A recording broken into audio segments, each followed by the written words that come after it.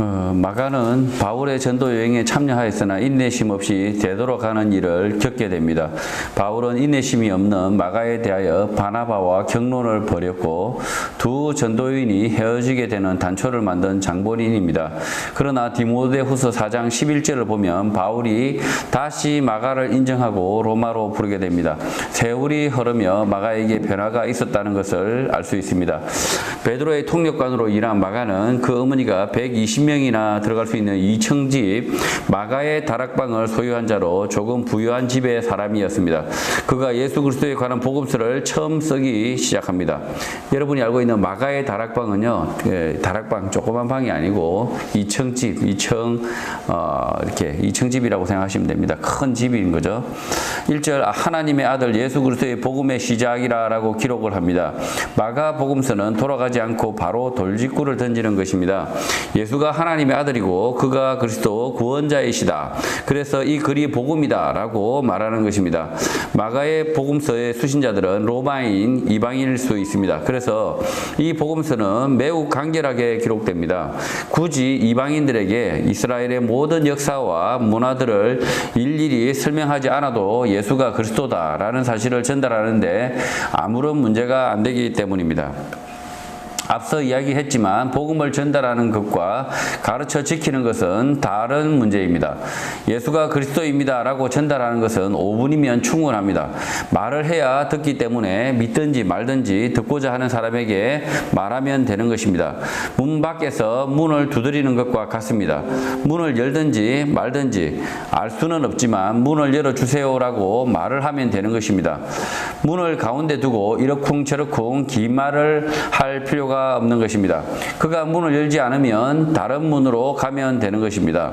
그러니까 전도는 듣고자 하는 사람에게 전하기만 하면 된다. 짧게, 길게, 어쨌든 아주 짧더라도 예수가 그리스도입니다. 예수만이 우리의 구원입니다. 라고 이야기하면 된다는 거죠.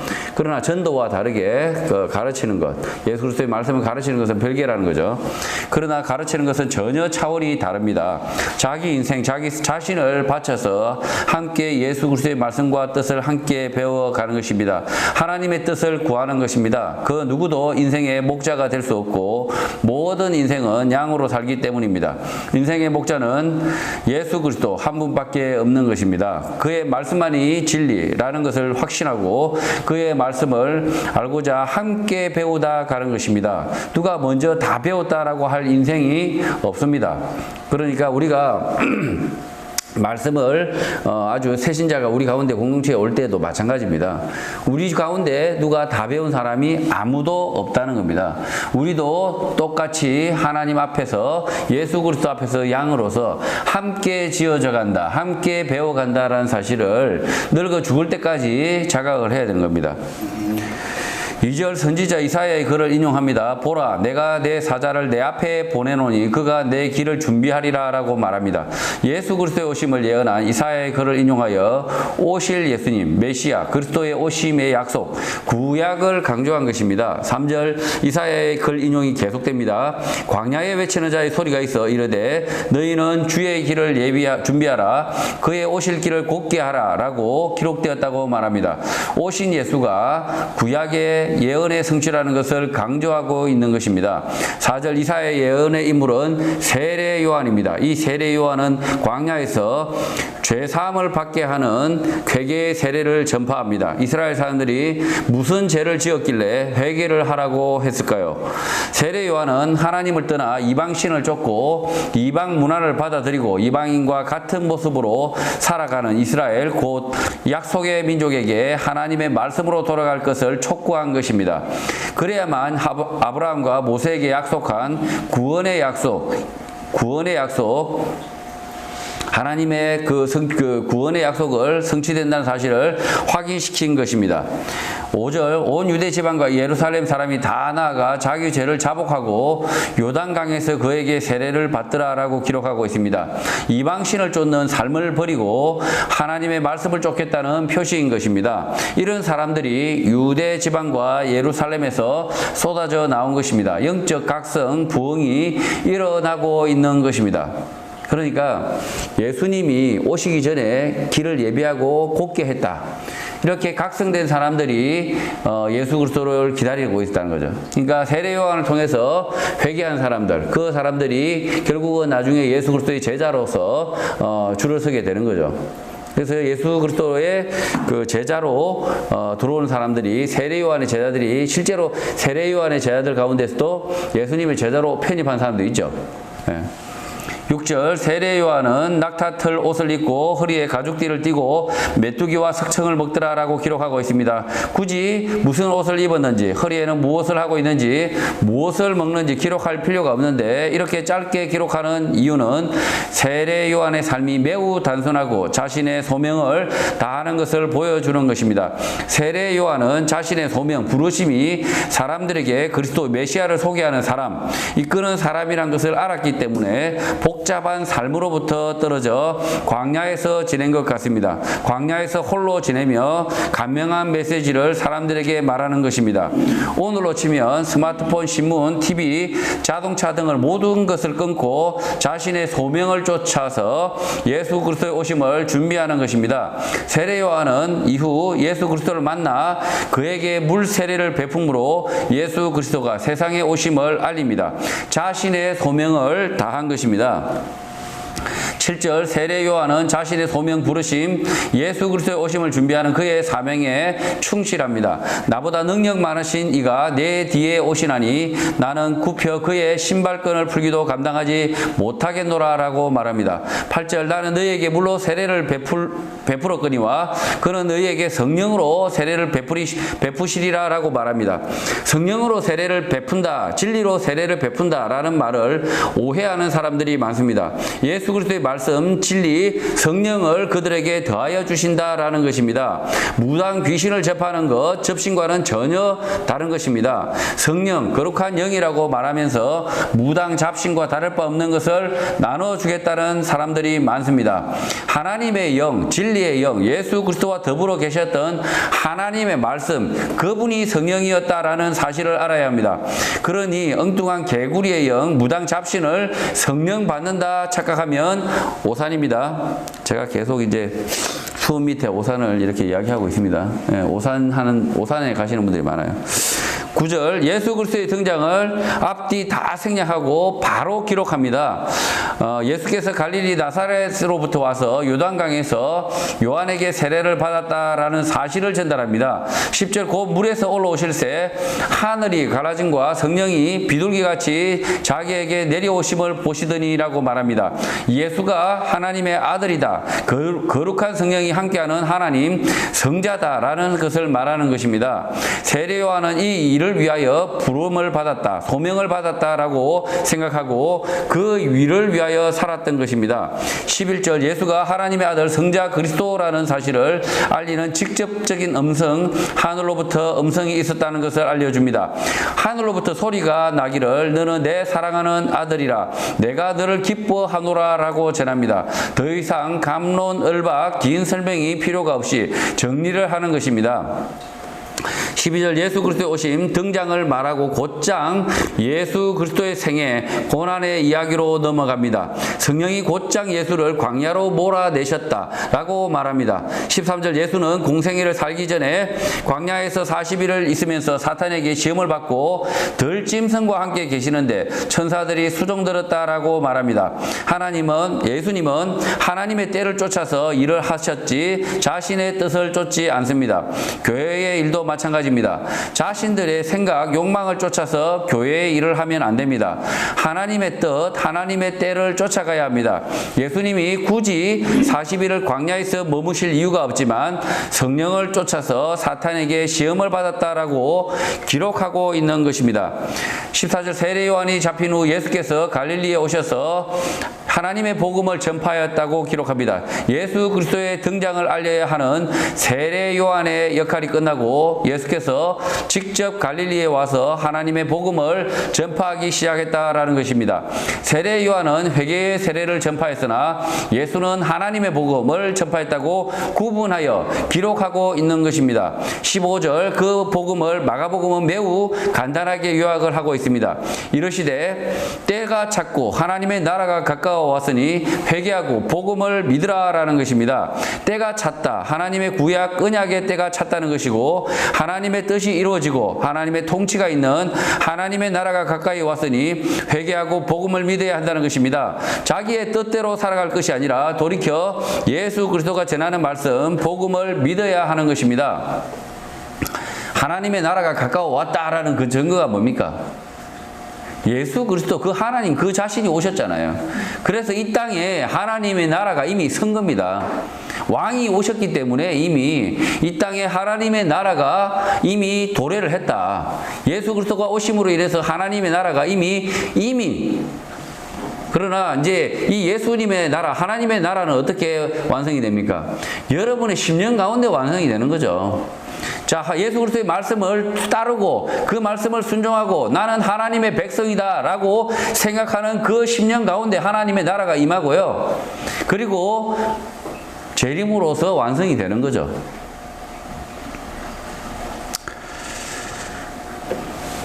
그래서 지금 하나님의 나라가 가까이 왔다라고 이렇게 예수님이 선포할 때 이 말씀을 이해하는 사람들이 지금 당장은 없는 거죠.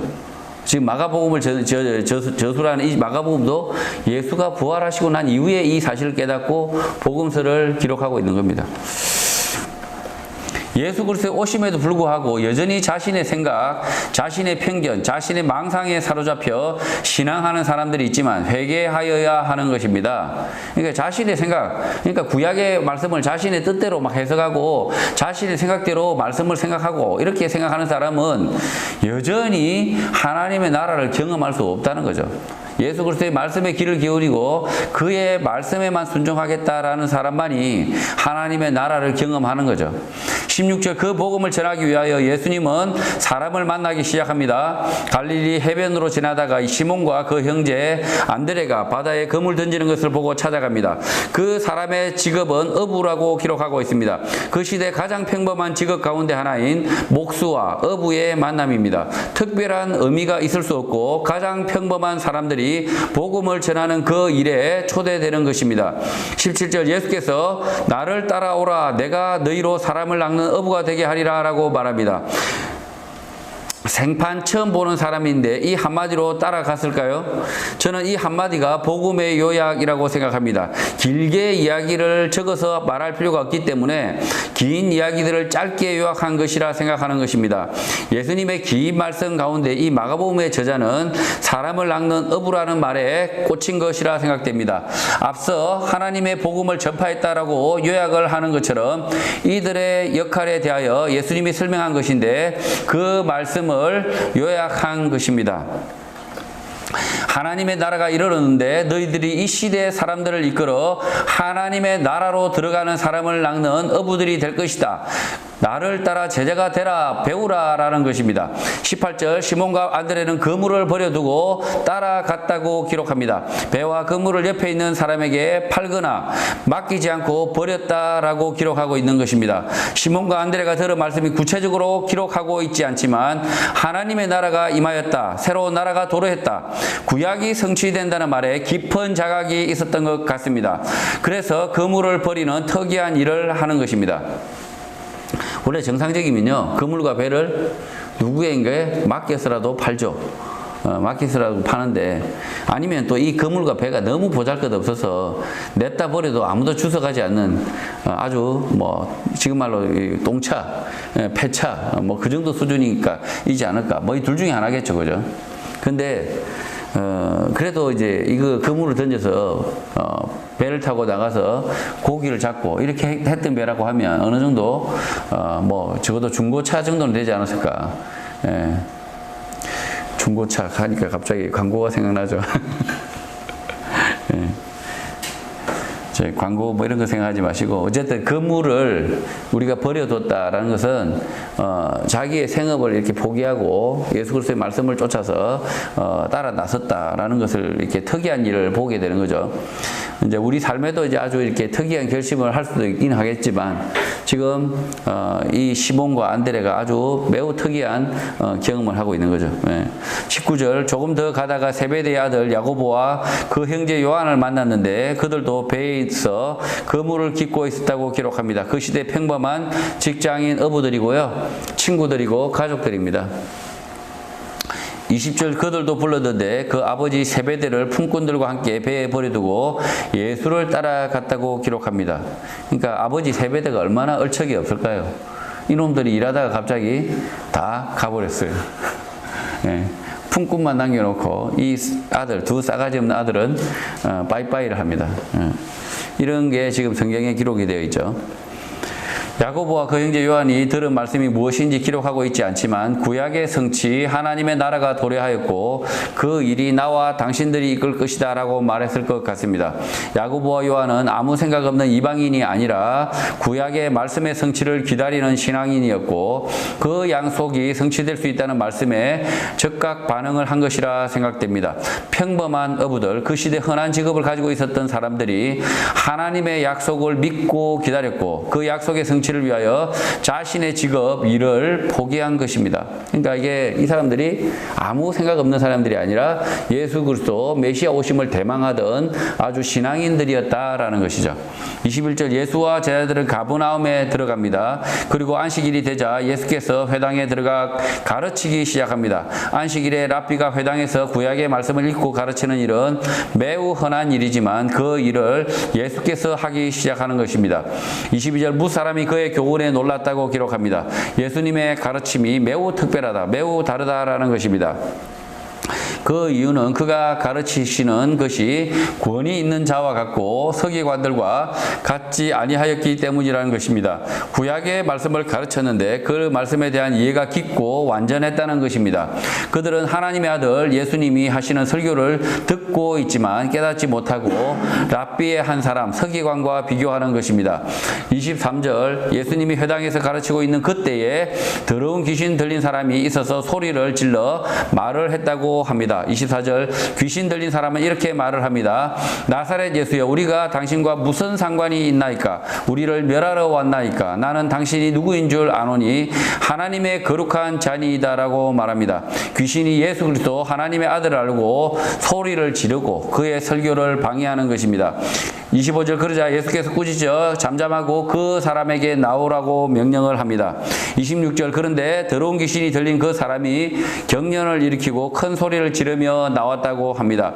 귀신 들린 사람이 소리 지르는 것을 멈추고 정상인이 되었다는 것입니다. 27절 이 자리에 있는 사람들이 놀라서 서로 물어보게 됩니다. 저 사람이 누구이고 그의 설교가 어떻게 다른지 어떻게 하여 이렇게 귀신이 쫓겨나는지 서로 물어보았다는 것입니다. 예수님의 설교도 놀라웠지만 더러운 귀신이 그의 말씀에 순종하여 쫓겨나가는 것을 목격하고 놀라워하는 것입니다. 28절 예수의 소문이 온 갈릴리 사방에 퍼졌다라고 기록합니다. 요즘 말로 떴다, 대유행이다, 온 동네방네에 소문이 펴졌다, 인사가 되었다라는 것입니다. 예전에는 TV에 출연하여 알려지는 경우가 있었지만 지금은 유튜브를 통하여 SNS를 통하여 알려져 인사가 되는 경우도 있습니다. 어쨌든 예수는 그 시대 인사, 유명한 사람, 알려진 사람이 됩니다. 요즘에도 최근에도 잘 알려진 사람이 있죠. 예, 추미애 아들 문제로 아주 시끄럽고 아주 잘 알려졌습니다. 이렇게 대한민국 국민이면 거의 다 알만한 사람. 이제 그 시대 당시에는 TV나 뭐 유튜브나 이런 게 없었으니까 이 소문이 어떻게 전달이 됐을까요? 예수님에 관한 소문이. 예, 시장통이나 뭐 이런 일터나 아니면 이런 곳에서 아름아름 이렇게 전달이 됐죠, 그죠? 왜냐하면 그 시대 당시는 뉴스가 없어요. 전국 뉴스가 있을 수가 없죠. 뭐 로마에서 무슨 일이 벌어졌는지 아무도 모르죠. 그냥 갈릴리 그 촌동네에서 무슨 일이 벌어지기만 하면, 아주 대단한 일이 벌어지면 뉴스가 하나밖에 없으니까 한 달 내내 그 뉴스죠. 예수라는 사람이 나타났는데 귀신을 내쫓더라. 뭐라고? 진짜? 이렇게 막 소문이 계속 퍼져가는 거죠. 그리고 이제 뭐 귀신이 뭐 갑자기 어떤 사람 거짓말도 치겠죠. 10명이 왔는데 10명 다 쫓겨나가더라. 이런 뽕도 치고. 아니다. 내가 봤는데 한 명이더라. 막 이렇게도 하고 이렇게 소문 꼬리에 꼬리를 물고 뭐 귀신 들린 사람이 눈이 뭐 세 개였다. 뭐 이런 소리도 막 헛소문도 나가고 어쨌든 예수에 대한 소문이 갈릴리 온 지방에 퍼지게 됩니다.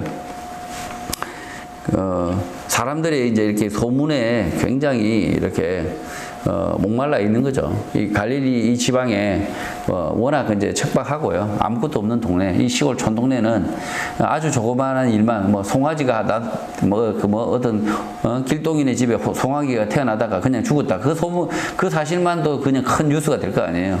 그래서 막 여기저기.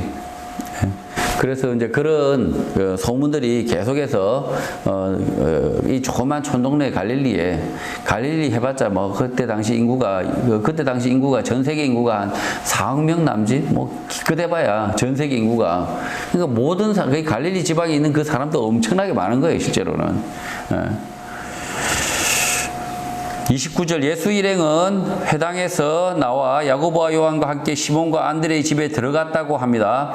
회당에서 간단한 숙식도 가능하지만 이 일이 있은 후 시몬과 안드레가 자기 집에 머물자고 초대를 한 것 같습니다. 30절 그 집에 갔는데 시몬의 장모가 열병으로 누워 있습니다. 사람들은 시몬의 장모가 병든 것, 열병으로 누워 있는 것에 대하여 물어봅니다. 사람의 고통과 질병에 대한 물음입니다.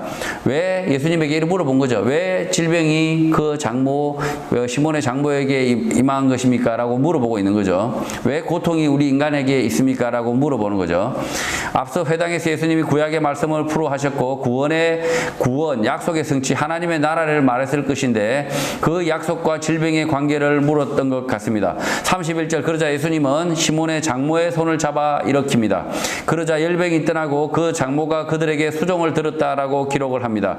하나님의 나라의 도래를 말로 설명을 하지 않고 질병을 고치심으로 내가 예수 그리스도 구원을 주시는 분이다라는 사실을 드러낸 것입니다. 그러나 시몬과 베드로, 야고보와 요한은 이 일 후에도 예수가 그리스도다, 하나님의 아들이다라는 깊은 자각, 각성은 일어나지 않고 더 많은 말씀과 일을 통하여 훗날 깨닫게 됩니다. 32절 이 일이 알려지자 해가 질 무렵에 모든 병자와 귀신 들린 자를 예수께 데려오게 됩니다. 소문이 파다하게 나서 고침을 받으려고 몰려온 것입니다.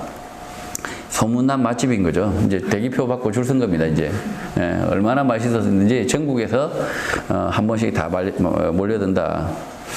이 소문난 맛집의 특징이 뭡니까? 싸고 맛있다. 지금 예수님도 마찬가지죠. 이 소문난 맛집의 특징이 뭡니까? 공짜다. 공짜고 확실히 낫는다. 그래서 아주 대대적으로 몰려드는 거죠. 이게 뭐 맛집보다 더한 거죠. 이거 뭐 오기만 하면 공짜로 낫더라. 그러니 안 몰려들겠어요? 33절 그러니 아픈 사람과 그 아픈 사람이 어떻게 낫는지 구경하는 구경꾼들이 모여들어 그 동네 모든 사람이 그 문 앞에 모였다라고 기록하고 있습니다. 모든 사람이 빠짐없이 다 모였다라는 것입니다. 34절 예수님은 각종 병이 든 많은 사람을 고치고 많은 귀신을 내쫓았다고 합니다. 그런데 귀신이 자기를 알기 때문에 그 말하는 것을 허락하지 않았다고 합니다. 그런데 귀신이 자기를 알기 때문에 귀신이 예수가 하나님의 아들이다라고 외치는 것을 못하도록 했다는 것입니다. 예수님은 병자를 고치는 것과 귀신을 내쫓는 그 일이 목적이 아니라 사람들에게 하나님의 나라, 하나님의 말씀을 쫓아 구원을 얻는 그 일에 관심을 가졌던 것입니다. 병 고치고 귀신을 쫓는 그 일은 아무것도 아니고 하나님의 나라의 성취, 도래를 보여주는 사건일 뿐인 것입니다. 그러니 교회가 병 고치는 일, 귀신 쫓는 그 일에만 관심을 두는 것은 매우 잘못된 것입니다. 35절 사람들이 병 고치고 귀신 쫓는 그 일 때문에 소란한 밤을 보내고 새벽 아직도 밝기 전에 예수께서 일어나 나가 한적한 곳으로 가서 거기서 기도를 하셨다고 합니다. 사람들이 병 고치는 일, 먹고 사는 그 일에 관심을 가지고 예수를 따르는 일이 생겨났지만 오히려 그들과 떨어져 기도를 한 것입니다. 그러니까 병 고치는 일과 귀신 쫓는 그 일이 하나님의 사역에 있어서 정말 거리를 둬야 될 일이라는 거죠. 실제로 예수님이 기도하시기 위해서 한적한 곳에 떨어진 것처럼. 그래서 교회가 병 고친다, 막 기도한다, 난리 부르스를 하는 것은 매우 잘못되었다. 많이 떨어져야 된다. 36절 시몬과 및 그와 함께 있는 자들이 예수의 뒤를 따라갑니다. 그들에게는 예수의 말씀보다 병 고치고 귀신을 내쫓는 그 일 필요 때문에 예수님을 찾는 것입니다. 37절 시몬이 만나서 말을 합니다. 모든 사람이 주를 찾습니다라고 말합니다. 시몬의 말 가운데 어떤 변화, 움직임이 있는 것 같습니다. 그것은 호칭에서 보이는 것입니다. 38절 예수님은 자신을 찾는 시몬에게 말을 합니다. 우리가 다른 가까운 마을들에도 가자. 거기서 전도를 할 것이다. 내가 이것을 위하여 왔다라고 말을 합니다. 그러니까 다른 곳에 마을에 가서 병 고치자 하는 이야기 안 하죠. 복음서를 잘 보시면, 그러니까 복음서를 안 보고 택도 없는 소리를 하고 있죠. 병 고치는 게 주의 일이다 이렇게 말을 하고 있는데, 그게 아니라 여기 보면 예수님이 자 다른 데 가서도 고치자 이렇게 말씀이 일절 없어요. 가까운 마을들에도 가자. 거기서 전도를 할 것이다. 말씀을 가르치겠다. 이렇게 이야기하고 있는 거잖아요. 이것을 위하여 왔다고 말을 하고 있지 않습니까? 그런데 예수님의 말씀은 생무시하고 병 고친다. 막 성령 받아라. 태도 하나 막 이상한 소리를 하고. 그리고 또 대학 가자. 뭐 이런 막 주여 주여 하면서 대학 가는 것만 열심히 기도하죠. 참 정말 교회가 엉뚱한 걸 하는 거죠. 그러니까 예수님이 이것을 위해서 왔다라는 사실을 분명하게 말씀하고 계시는데도 이 복음의 말씀은 받지 않고 엉뚱한 짓을 하고 있다. 시몬과 사람들이 병 고치고 귀신 쫓는 그 일에 반응을 하고 있지만 예수님은 그것에 대하여 화를 내지 않고 자신의 일, 복음을 전하는 그 일을 위하여 왔다고 말씀하고 있는 것입니다. 39절 예수 일행은 온 갈릴리를 다니기 시작합니다. 그들의 여러 회당에서 전도를 하고 귀신들을 내쫓았다고 합니다. 이 귀신들을 왜 내쫓았을까요? 왜? 아니 전도만 하시지 왜 귀신은 내쫓을까요? 말씀을 전하고 있는데 꾀꾀거리고 막 난리 치니까 방해받으니까 내쫓을 수밖에 없는 거죠. 예수님이 불필요한 일을 하지 않는 거죠. 그리고 이 병 고치는 일을 왜 하셨을까요? 이들이 불쌍히 여겨서 그렇게 하셨다고 그러잖아요. 불쌍히. 다른 동기가 없는 거죠. 예수님은 말씀을 전하고 하나님의 말씀, 나라를 전하러 오셨지만 그러나 그들이 불쌍하기 때문에 그들을 고치셨다. 다른 이유가 없는 거죠. 40절 이렇게 복음을 전하는 동안 예수의 설교를 들은 한 나병 환자가 예수께 와서 꿇어 엎드려 간구하게 됩니다. 원하시면 저를 깨끗하게 하실 수 있나이다 라고 말을 합니다. 예수님의 말씀 가운데 깨달음이 있는데 그가 하나님의 아들 예수 그리스도다 라는 것에는 미치지 못하지만 자신을 깨끗하게 할 수 있을 것이다 라는 믿음이 생긴 것입니다. 41절 예수께서 그를 불쌍히 여기고 손을 내밀어 그에게 대시며 말을 합니다. 내가 원하노니 깨끗함을 받으라 라고 합니다. 42절 곧 나병이 그 사람에게서 떠나가고 깨끗하여졌다 라고 기록합니다. 예수께서 원해서 그가 낫게 됩니다. 결국 예수가 하나님의 아들 그리스도다라는 사실이 드러나는 순간입니다. 43절 그러나 그 나병 환자를 보내며 엄히 경고를 합니다. 44절 상가 아무에게도 아무 말도 하지 말고 가서 내 몸을 제사장에게 보이고 내가 깨끗하게 되었으니 모세가 명한 것을 드려 그들에게 입증하라라고 말합니다. 예수님 당시에도 나병 환자는 전염병으로 성에 들어가 함께 생활하지 못하고 분리되어 생활할 수밖에 없었는데 그가 나음을 입어 정상인으로 함께 생활할 수 있도록 하라는 것입니다. 그런데 이 나병 환자가 예수를 통하여 나음을 입은 것, 예수가 그리스도 구원자라는 사실을 말하지 말라고 한 것입니다. 왜 그렇게 했을지 우리는 생각을 해야 합니다. 예수님은 사람의 질병, 귀신 들림, 먹고 사는 문제를 해결하기 위하여 이 땅에 오신 것이 아니라 우리의 구원을 위하여 진리의 본체이신 하나님의 아들 예수 그리스도로 이 땅에 오신 것입니다. 그의 말씀 진리 가운데 구원이 있지 병나음과 귀신을 쫓은 가운데 있지 않은 것입니다.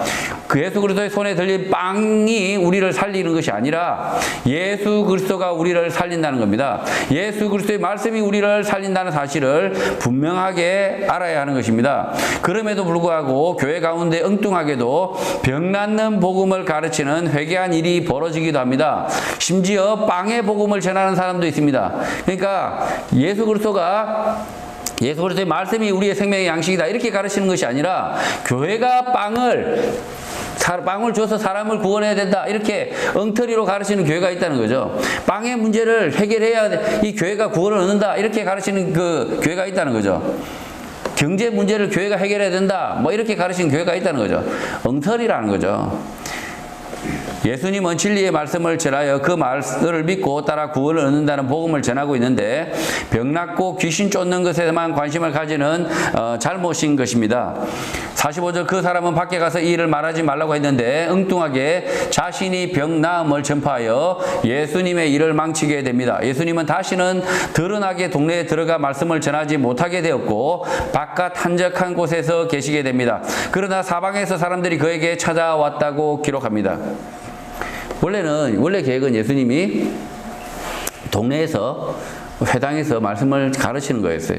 근데 이 나병 환자가 나음을 입고 예수 그리스도의 나음을 이렇게 나병 환자를 내 손을 잡고 나음을 입었다. 이 말을 전함으로 인해서 예수님은 다시 동네에 들어갈 수 없게 된 거죠. 그러니까 회방꾼이 돼버린 거죠, 이게.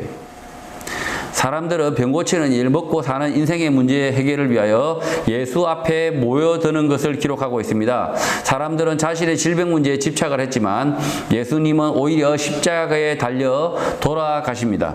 질병, 죽음의 문제를 피하고자 하는 사람들이 예수를 찾았지만 역설적이게도 예수님은 십자가에서 죽음을 경험하는 것입니다. 성도 여러분, 우리는 인생의 문제 해결을 위하여 교회를 찾았지만 예수 그리스도는 우리 인생의 문제, 질병과 고통, 노동, 경제의 문제 해결을 돕기 위하여 오신 것이 아니라는 사실을 깊이 깨달아야 합니다. 병고침과 귀신의 쫓음이 아니라 예수님의 말씀, 가르침을 쫓아서 믿음을 붙잡고 그의 말씀, 진리대로 살아야 하는 것입니다. 그렇게 살 때 하나님의 나라가 우리 삶 가운데 임하고 영생과 구원이 우리에게 임하는 것입니다. 마가가 전하는 복음을 읽는 우리들은 이 땅의 삶이 다가 아니고 영원한 삶 가운데 거하시는 성도가 되시길 주님의 이름으로 축복합니다.